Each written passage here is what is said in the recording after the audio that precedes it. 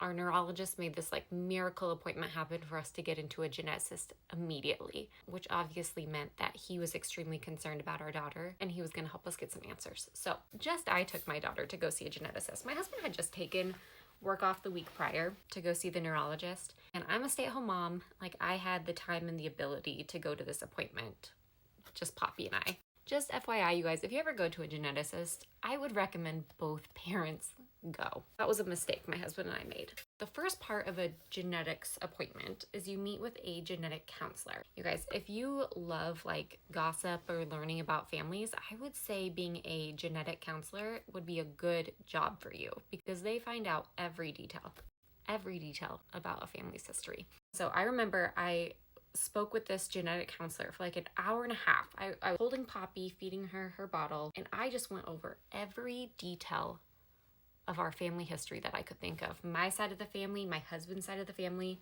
If you're in my family, I probably answered some weird question about you. But after that, we finally meet with the official doctor, the geneticist. She came in, she was so sweet, she loved Poppy. Poppy had been in so many appointments at this point. I feel like she knew what to expect.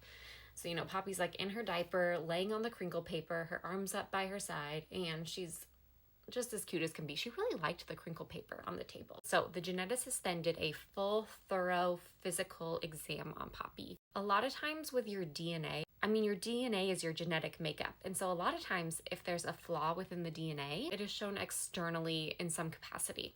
And so she was looking to see if Poppy had any physical characteristics that tied in with a gene mutation. You know, I think she also wanted to see what type of children my husband and I make. And so she had me pull up baby photos of my other kids to see what a typical looking child of ours looked like. Turns out Poppy looked just like her siblings. You know, there was no physical characteristic that this geneticist could see that tied in with like her knowledge of a gene mutation. Like there was nothing physically obvious about Poppy that she had something wrong with her DNA. Because again, this appointment was so thorough. Again, I also think they asked about the development of our two oldest, Rizzy and Peter, and what their developmental stages looked like. You know, what was typical for our family genes versus how Poppy was different. I remember asking this doctor if she had any idea of what could be causing this in Poppy. I was like desperate. I wanted her to at least give me a direction for my Google searches that I was doing every night. And I remember so distinctly she said that she wasn't sure, but she also didn't want to make any guesses because she didn't want to scare me. And she wasn't saying that as like a threat or even a warning.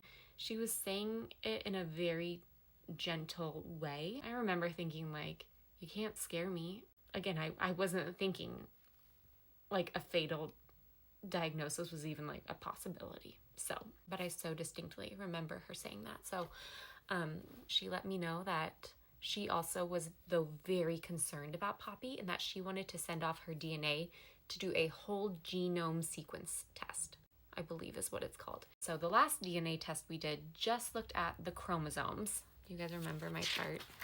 Okay, so the last DNA test just looked at the chromosomes, but within each chromosome, it's made up of thousands of genes. And so this test was going to look at each individual gene. But in order to do this test, it wasn't just a test that they had to do on Poppy's DNA. They also needed my DNA and my husband's DNA. But remember, my husband wasn't with me at the appointment, so that was a bit of an issue. Did like a cheek swab for Poppy. I think I had to do a spit test is what it was, into like a little vial. I had to sign a bunch of forms saying that they could test both of our DNA. And then that evening after work, my husband had to drive over to the Children's Hospital, and they squeezed him for a little appointment so he could also give his DNA and that he could sign all of the forms himself. And they got it sent off immediately that next day. They told us that the results would take about 3 months on average, but it can take up to 5 months. They just weren't sure. And so we were very much prepared to just kind of sit in a waiting game for the next few months. But to our surprise, we got a call 3 weeks later that the geneticist wanted to see us immediately again.